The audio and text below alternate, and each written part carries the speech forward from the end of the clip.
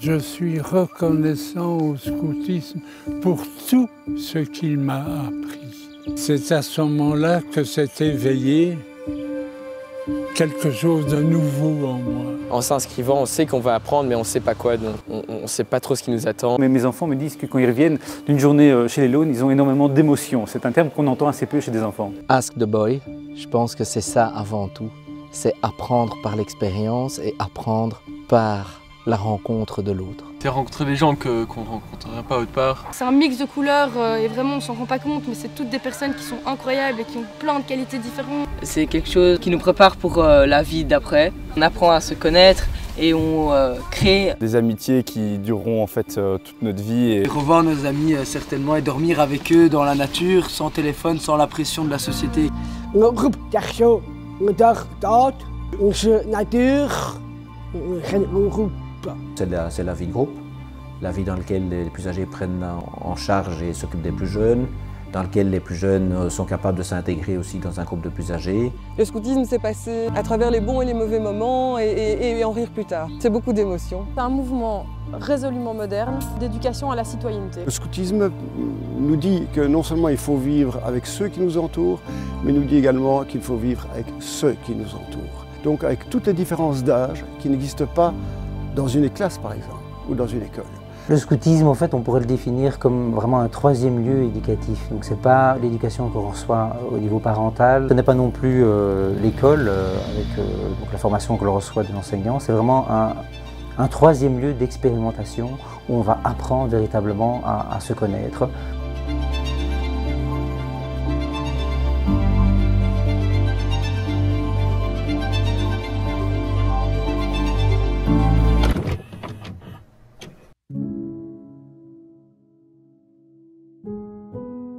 Le scoutisme, c'est extraordinaire. Mais en fait, ça vient d'où? Qui a imaginé ce mouvement de jeunesse? De l'eau a coulé sous les ponts entre la création à Bronsey, l'île de Bronsey en 1907, et 1920, la création ici de ce mouvement Lone Scout. Lorsque Baden-Powell a créé son mouvement, il n'a pas créé son mouvement comme d'un coup de baguette magique comme ça. Il s'est inspiré d'autres mouvements de jeunesse de son époque et notamment, il a été fort influencé par un auteur anglo-américain qui s'appelle Ernest Seton, qui avait créé en 1904-1905 un mouvement en Amérique du Nord. Et ce Seton était un naturaliste qui était passionné par le mode de vie des Amérindiens. Quand Baden-Powell imagine le scoutisme, c'est pas du tout comme ça.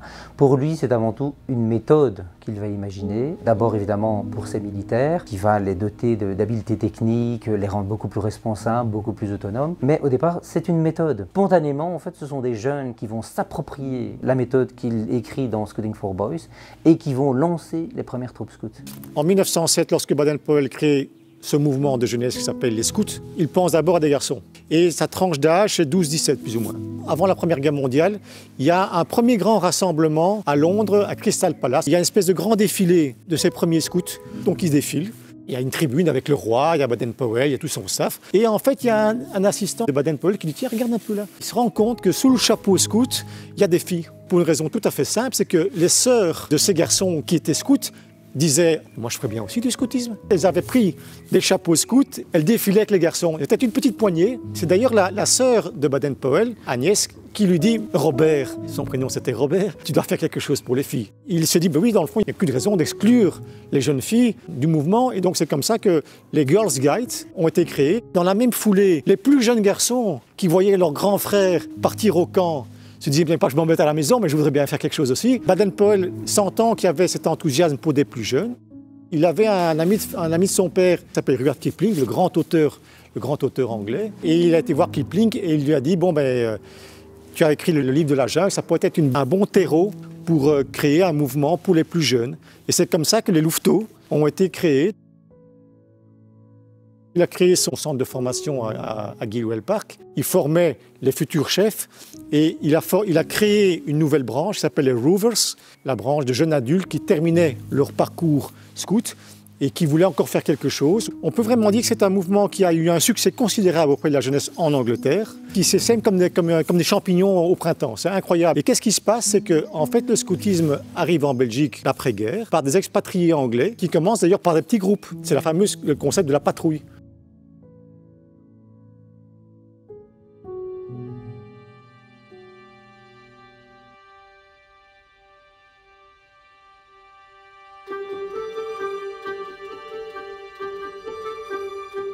Lorsque le scoutisme arrive en Belgique, les premiers qui sont réticents à ce mouvement d'émancipation, c'est plutôt l'Église catholique. Il y a ce côté anglican, peut-être franc-maçon. C'est une pédagogie qui vient se mettre sur la terre d'évangélisation. Et les seules personnes qui seront favorables au développement du scoutisme, ça sera notamment Monseigneur Eylen, donc l'évêque de Namur, qui va explicitement demander à un certain moment au Père François Atout de s'investir dans le scoutisme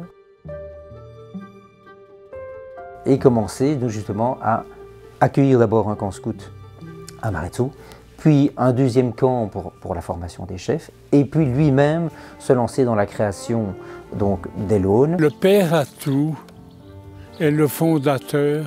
Il était présent à chacune de nos réunions.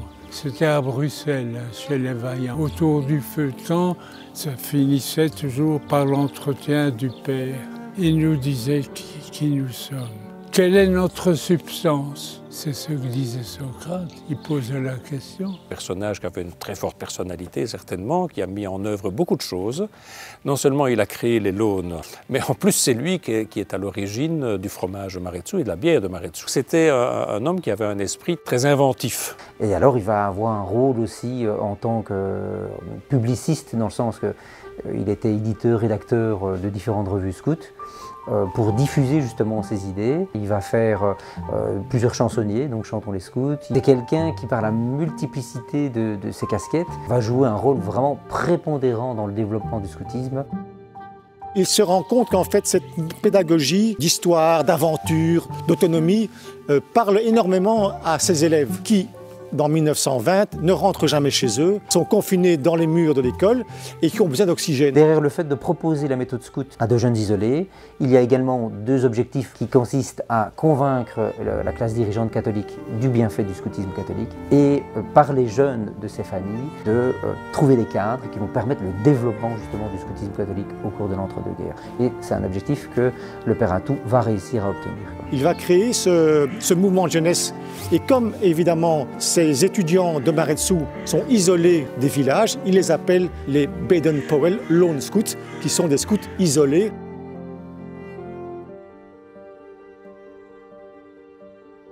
La méthode développée par les Launes ici à Maretsou prend un peu de l'essor. Il y a des gens qui voudraient le faire sans être à Maretsou et créer alors les Vaillants de Saint-Michel. Ceux-là faisaient du scoutisme classique, avec des réunions le dimanche, avec un local, avec ceci, etc. J'ai encore connu, quand j'étais chef de troupe, j'avais une patrouille isolée dans la troupe.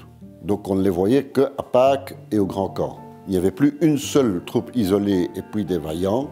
On nous appelait les Vaillants, c'était ceux qui faisaient du scoutisme tous les 15 jours dans leur région. Les Launes avaient quand même un problème parce que ça venait d'un peu partout en Belgique. Petit à petit, avec le changement de méthode, d'une part, les pensionnaires rentrent tous les week-ends chez eux, et d'autre part, les troupes ont décidé de faire des réunions seulement toutes les 2-3 semaines sous forme de week-end, mais c'était accessible à tout le monde.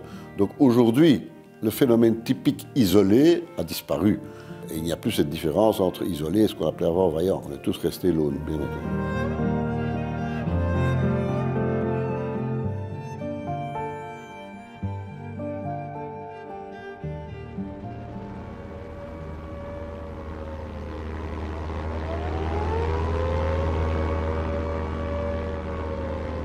Est-ce que les scouts ont continué d'exister quand la Seconde Guerre mondiale a éclaté en 1939 ? Lorsqu'on sent qu'elle va être enclenchée, on a spontanément donc, toute une série de scouts qui vont se mettre au service des autorités, servir des stafettes, pour aider à la Croix-Rouge. Spontanément, une volonté de venir en aide, sachant que la situation est grave et que l'on s'oriente véritablement vers la guerre. Après ça, je crois que l'autorité allemande a interdit le port d'un uniforme, la tenue de camp, tout ça c'était éventuellement des foyers de résistance, etc. Il y a eu, malgré tout, ça je l'ai entendu, pas mal de Launes qui ont fait de la résistance. Alors quand la guerre a évolué, et puis qu'après ça il y a eu la libération, mais que la guerre n'était pas terminée, il y en a beaucoup qui se sont engagés. D'ailleurs, il y a quand même une bonne trentaine de Launes qui ont laissé la vie.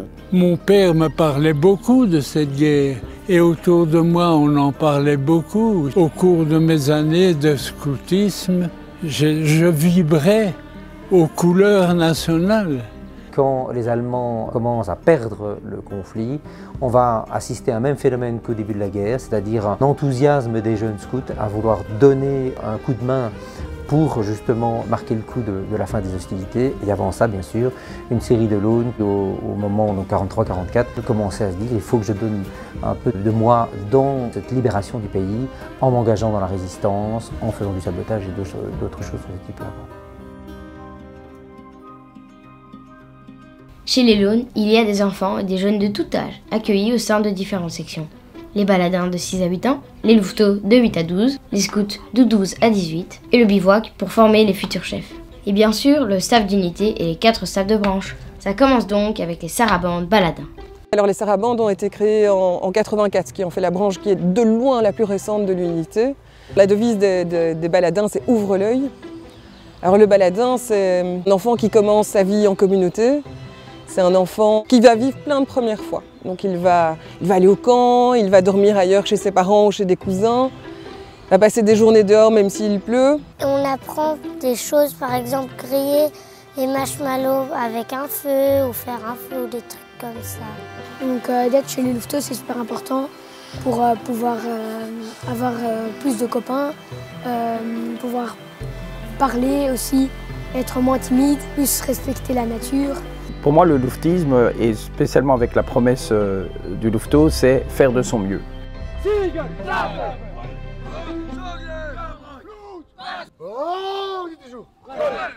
Le scoutisme, c'est d'être toujours prêt. En soi, c'est toujours prêt à faire de son mieux.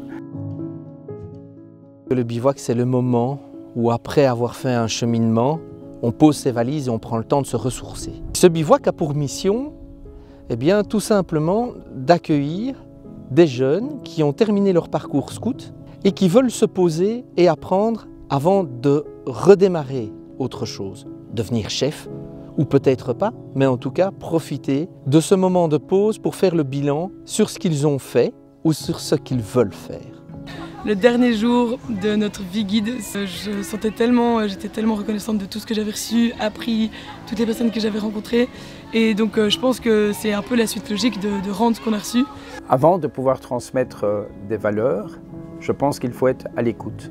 C'est en partant des jeunes, en partant des enfants que l'on peut comprendre soi-même ses propres valeurs, puisque ce sont des valeurs universelles. C'est vrai que quand on a l'impression, nous, en tant que chefs, etc., de transmettre quelque chose, c'est évidemment qu'il y a une grande joie derrière. Mais les valeurs sont déjà là quelque part, il faut les faire éclore. On est heureux en rendant les autres heureux. Et ça se voit dans les Launes. C'est un engagement bénévole. Le fait d'être chef, c'est un engagement bénévole. C'est quand même incroyable de se dire qu'on va passer une partie de son temps à donner aux autres, à animer d'autres personnes. C'est extrêmement chouette de voir cette envie de bien faire, cette envie d'être avec les enfants, de les faire évoluer. Et c'est presque touchant. Un peu cet esprit Laune qui se transmet. On ne sait pas lui dire exactement qu'est-ce que c'est, mais on le vit. On continue à apprendre des choses, même à 20 ans. Enfin, je pense que c'est une des plus belles choses qui m'est arrivée l'année passée, c'est de rentrer dans ce staff-là, parce que vraiment, c'est toutes des filles que je connaissais pas du tout à la base, et je me suis retrouvée avec elles au bivouac, et juste c'était incroyable. Elle est émue. Tous ces jeunes dans toutes ces sections, ça peut faire beaucoup de monde. Et ce qui est génial, c'est que parfois, ils se rassemblent tous pendant le camp d'unité. Ambiance garantie. Ces camps d'unité, il ne fallait pas les faire de manière trop intensive, mais de manière régulière. Et ce que ça apportait, eh bien, c'était ce côté fédérateur. Mais un côté fédérateur qui était très intéressant et qui l'est toujours, parce qu'en même temps, chacun d'entre nous a un côté compétiteur. Et donc, de pouvoir y mettre en même temps un peu de compétition pour pouvoir mettre en avant sa section est quelque chose qui était assez extraordinaire. On est entre mecs, on est tous, il y a un peu de la concurrence, on a envie d'être les plus forts, ceux qui ont fait le plus beau taf, on a fait un super pilotis, nous scouts aussi, on a envie de gagner le grand camp d'unité, c'est de la compétition clairement. Faire un concours de woodcraft d'unité, c'est un truc génial de voir tous les chefs de toutes les sections qui débarquent pour venir côté, observer. Eh bien, ça fait partie de l'univers d'un camp d'unité. Les tentes, je crois que c'était les plus belles du monde.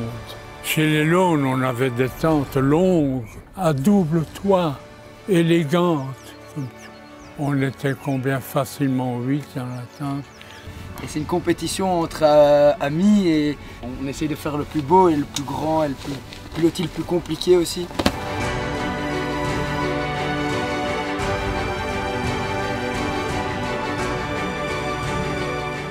Dans le mouvement scoutisme, ce qui est mis plus en valeur, c'est le côté fraternité finalement. J'ai la responsabilité d'intégrer au mieux les nouveaux scouts. C'est quelque chose qu'on apprend, c'est aussi la discipline ou la prise de responsabilité. Prendre des responsabilités quand on y pense, qui ne sont pas aussi évidentes que ça. Quand on est chef de patrouille et qu'on est responsable d'une patrouille pendant un hike, heureusement qu'on ne se rend pas compte de toutes les applications que ça pourrait éventuellement avoir. En hike, on a été perdus, on s'est retrouvés finalement à 3 patrouilles perdus dans la montagne, sans nourriture, à un endroit de rendez-vous dont on n'était même pas sûr. Et on a dû réellement s'organiser, dire bon, ben, qu'est-ce qu'on fait? Ça a quand même duré 30 heures au total, 30 heures dans la montagne, en plus sous le cagnard, il n'y a pas un paix d'ombre et une vague rivière pour se refroidir. Alors j'ai un souvenir de ces retrouvailles avec le staff qui était juste incroyable. J'étais tout seul dans les montagnes en Italie, dans le noir. J'allume ma lampe de poche et je tombe nez à nez à 3 sangliers.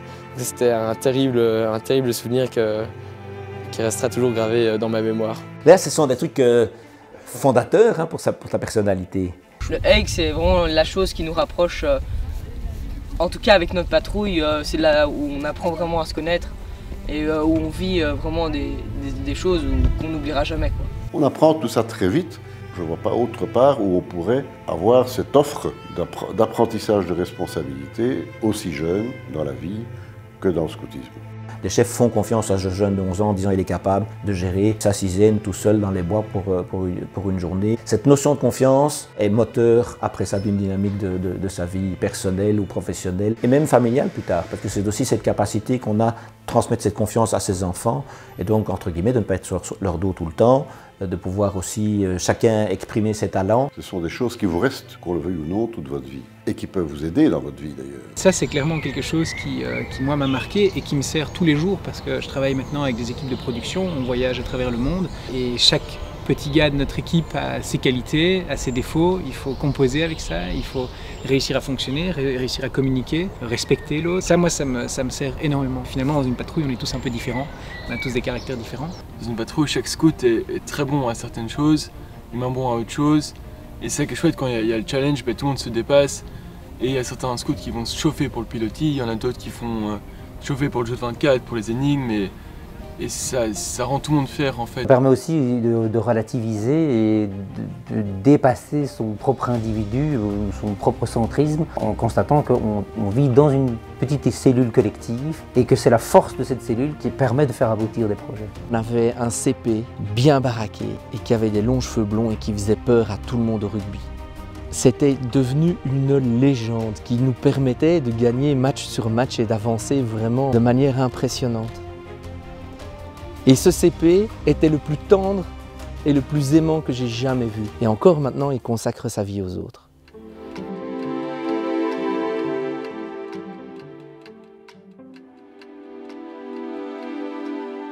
On a bien compris que le scoutisme est une véritable école de la vie. De plus en plus de jeunes veulent participer à l'aventure et à la fin des années 60, ils sont plus de 30 000 membres en Belgique. C'est pourquoi des changements vont avoir lieu dans les années 70.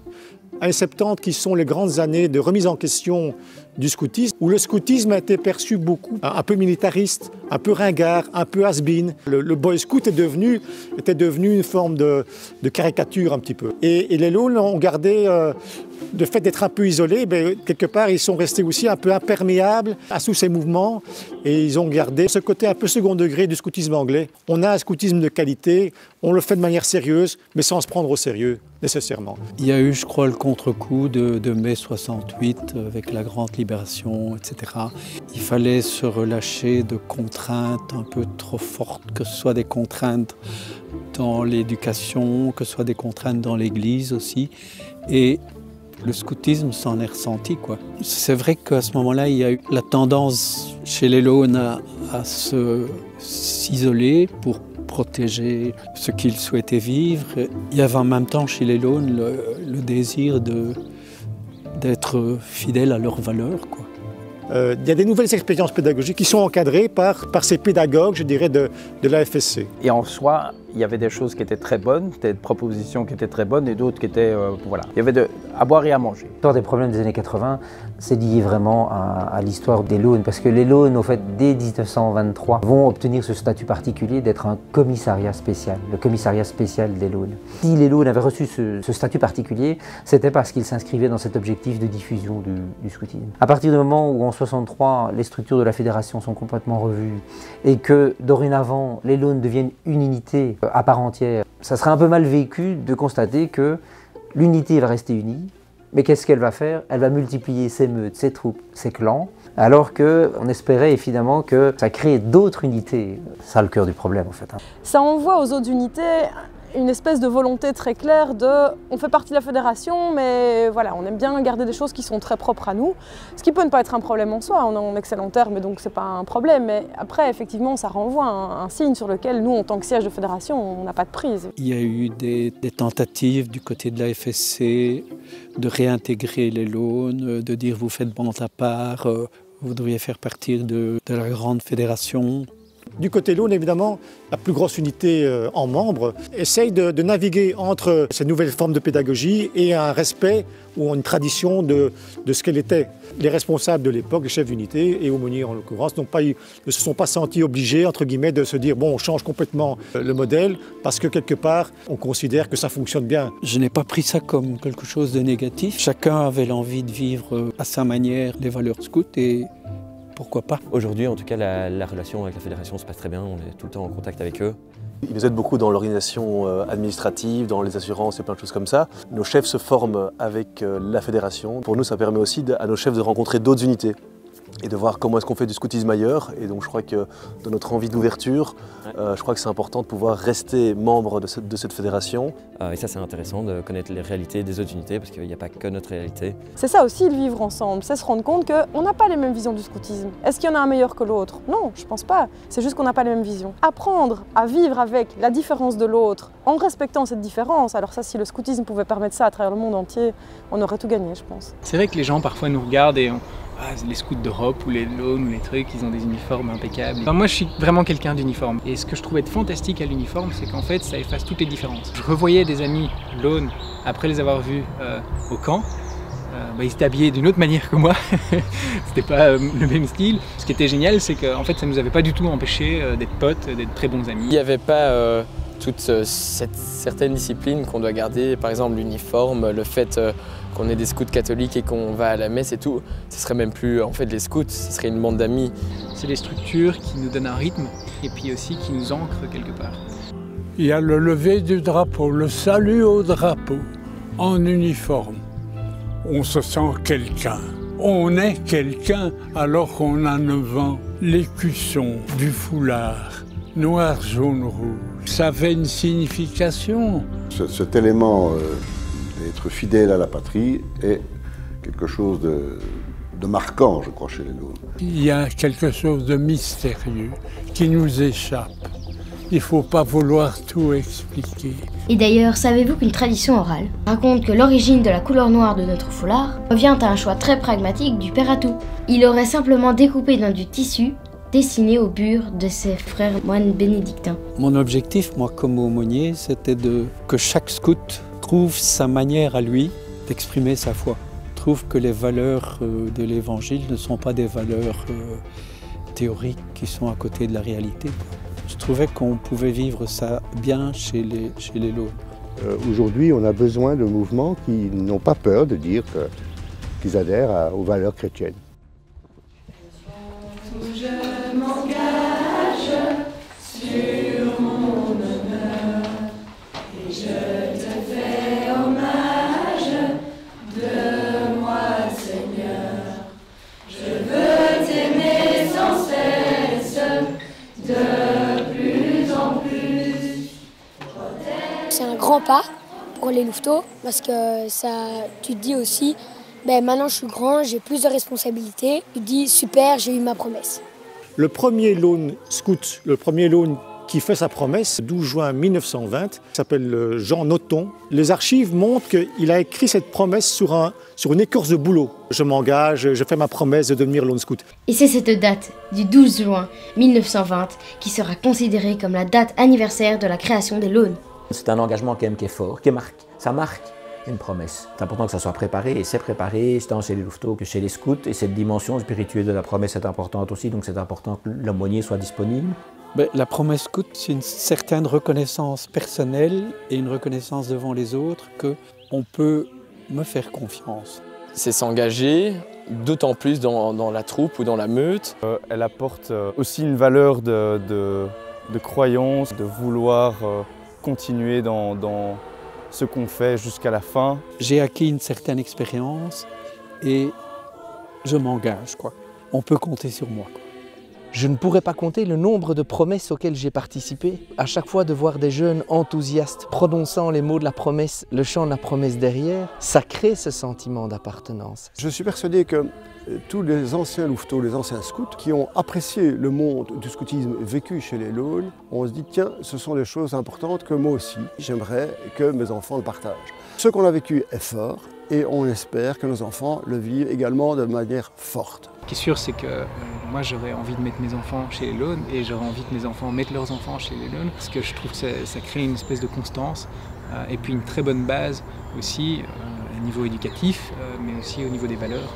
Généralement, les parents qui ont de jeunes enfants mettent spontanément leurs scouts dans l'unité où ils ont été membres. Et donc là, il y a un recrutement qui se fait vraiment quasiment par le bouche à oreille, de famille en famille. Et je crois qu'il y a quand même la fierté et la joie d'être Laune. Quand on voit un foulard noir, on est content même si on ne le connaît pas, quoi. On peut croiser un ami de nos parents ou même un ami de nos grands-parents qui était chez les Launes et directement il y a une connexion qui se fait. Il y a clairement une tradition qui perdure, un esprit qui est très présent. La vigueur que les Launes ont encore aujourd'hui vient certainement des origines et que ça se transmet. Je pense qu'il y a presque un effet d'entraînement. Il y a un engouement pour les valeurs scouts d'une part, plus particulièrement chez les Launes, il y a peut-être cette envie de partager un scoutisme peut-être authentique. Au niveau de notre système chez les Launes, c'était aussi le fait qu'on sortait de nos années de chef. Et donc, on était encore tout à fait dans ce coup-là. Nos rapports avec les chefs étaient sans doute beaucoup plus proches parce que finalement, on n'était pas si éloignés d'eux. Et donc c'est vrai qu'on était encore finalement très, très fort dans cette dynamique et dans le souvenir de ce qu'était être animé. On était plus disponible que des gens qui travaillent et sont parents. Clairement, on se distingue de beaucoup d'unités où finalement, ce sont des gens qui ont l'âge que j'ai maintenant. Dans le scoutisme, on vit beaucoup de valeurs essentielles. On connaît tous l'ABA du scout, c'est l'ouverture vers autrui. Et grâce à ça, les Launes réalisent différentes activités de service aux autres qu'il a fallu structurer. En 2000, à l'issue du Grand Camp d'unité, on a choisi de créer l'Alter Eco. L'idée était de pouvoir amener une structure aux activités de bénévolat, aux activités au service aux autres que l'on demande à chaque section de faire. Et donc on voulait amener une structure pour coordonner tout ça. C'est dans les valeurs fondamentales qu'on retrouve dans le scoutisme en général, et chez les Launes clairement, qui sont le bénévolat, qui sont le service aux autres, le fait de s'inscrire comme citoyen au service de nouveau de sa communauté. Donc ça permet aussi d'ouvrir les yeux sur la communauté, sur le monde dans lequel on vit. Voilà, on est en 2020, l'Alter Eco existe toujours. Je crois que s'il existe encore aujourd'hui, c'est parce qu'il trouve sa place. On a encore des témoignages de personnes qui nous disent tout le bénéfice que ça a amené dans leur organisation d'avoir une patrouille de scouts qui vient aider pour une organisation. Les Launes aiment bien écrire. Si on écrit, c'est pour ancrer la parole, pas pour la figer, mais pour avoir une référence que l'on pourra s'approprier pour construire le futur. Il était à l'époque impossible d'avoir une référence écrite, un socle écrit sur la tradition des Launes. Ce scoutisme-là n'était exprimé, n'était écrit nulle part. Il fallait qu'il soit mûr, il fallait qu'il soit prêt. Et quand la cocotte minute était prête à exploser, eh bien j'ai pris mon crayon et je l'ai écrit, ce Biblone. Et tout est venu en un seul jet. En 10 jours, l'affaire était écrite et puis elle était distribuée comme on jette une bouteille à la mer. Est-ce que ça va servir, oui ou non? Et finalement, c'est que 4 ans après que j'ai réalisé que dès l'instant où on réédite et qu'on garde 95% de la version originale, je sais que ma petite bouteille à la mer a été reçue par quelqu'un. Et mon espoir est évidemment qu'elle puisse être reçue par le maximum de scouts à l'avenir et que surtout, chacun essaye de mettre le bibeloun à sa sauce.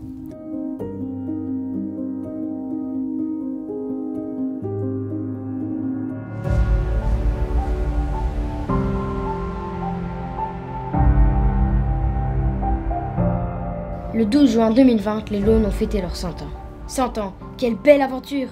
Mon souhait pour les Launes après 100 ans d'existence, outre le fait d'avoir minimum 100 années supplémentaires de vie, c'est que l'unité garde l'esprit qu'elle a.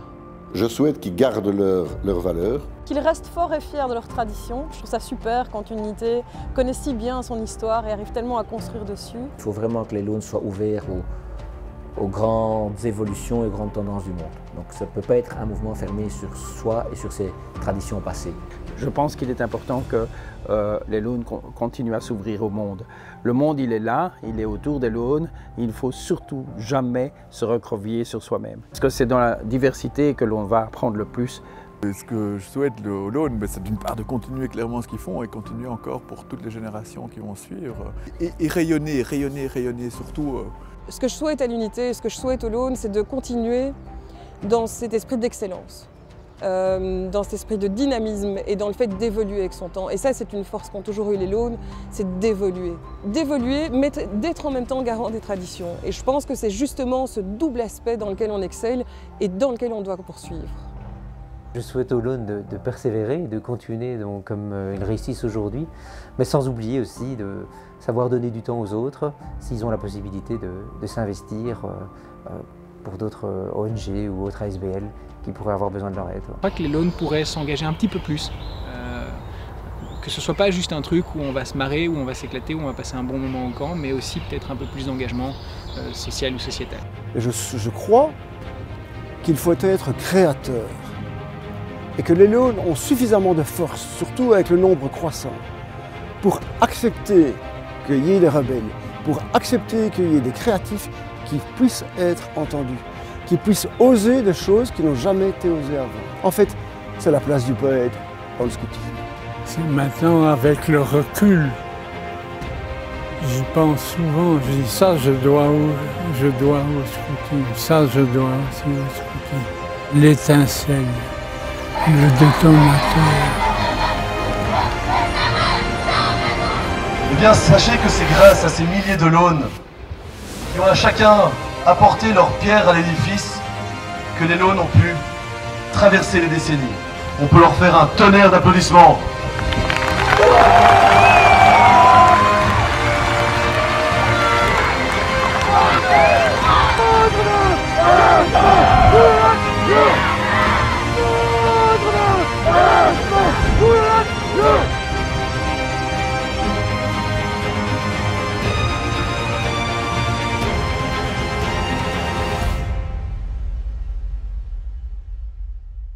L-O-N-N-A, this is Radio Lona.